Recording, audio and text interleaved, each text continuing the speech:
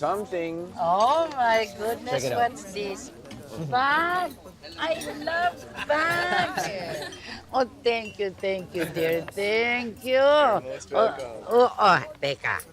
You have to try the dinuguan of your mom. Ah, Mita, you know I don't eat dinuguan. Hijo, your mama is famous for her dinuguan. You've got to get to know her. Alam ko you haven't seen each other for a long time. Mita, we're okay. We're not that close, pero we're fine. Okay ba yun na hindi ka makagilat sa bahay? Eh, paano kayo magkakakilala kung hindi ka natitiner sa bahay? You're always out. You know, ikaw lang ang anak niya ngayon after Carlo died.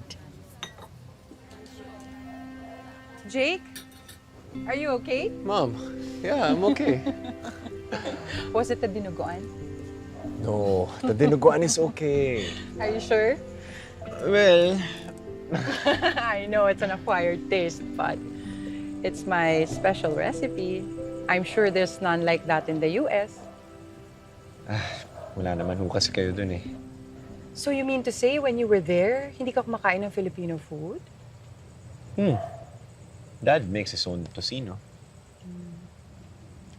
So, where did you meet Ellie? We met in a showroom. Sales agent siya ng cars. So na-sales talk ka niya. Mom, what's with the questioning about Ellie? What's the problem? Kasi na-sales talk niya ang kuya mo. Bumili si kuya ng car kay Ellie? Ex siya ng girlfriend mo.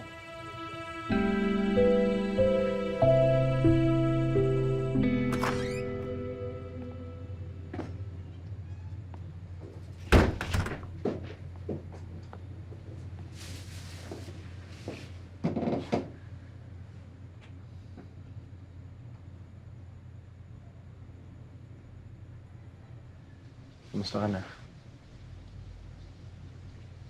Okay ka na ba?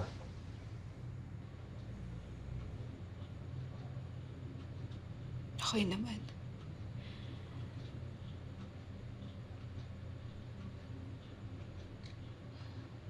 Love.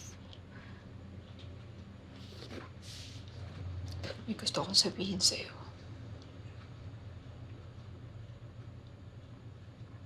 Tungkol sa kapatid mo.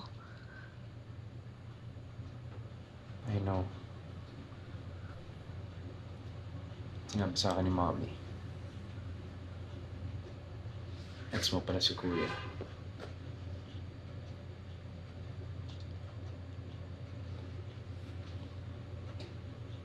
Sorry. Hindi ko kasi ugali ang mag-bring up ng ex eh. Alam ko. Kaya nga tayo nagkagulatan eh. Ang ilang boyfriend mo siya.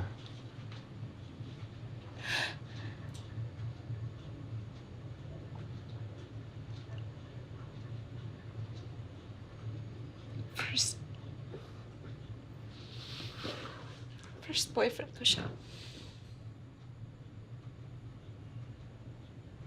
2 years din kami.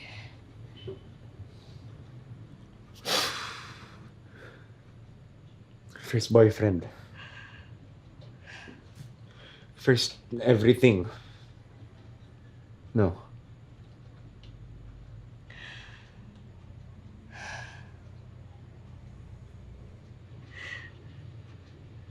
Nakipag-break siya sa akin. Dahil pupunta siya sa Australia. Wala na akong balita. After that,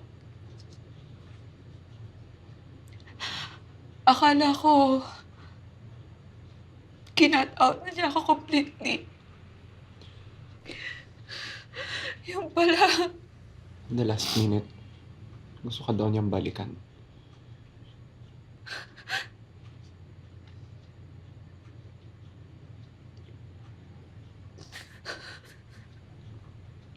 Mahal mo pa?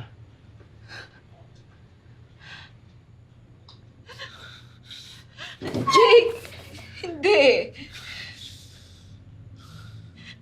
Hindi. Promise, hindi.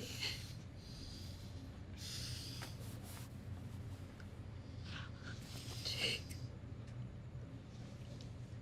No, no.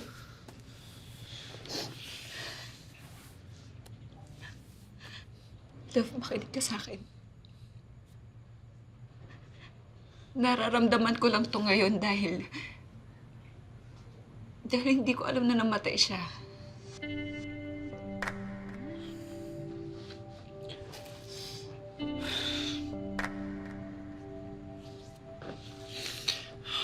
So those were shock tears. Ang dami namang klase. Ang pag-iyak, di ba? Ano ka ba? Rebound mo pa rin ako. Love. Love, ilang beses ko pang sasabihin sa'yo. Eh ano naman kung rebound? Di ba nga sa basketball, yun yung dapat na hindi pinapakawalan? Wala man tayo sa court. Pero sa laro ko, ikaw yung hinding-hindi ko pakakawalan. Ikaw ang pinakagwapong rebound na hindi ko pakakawalan.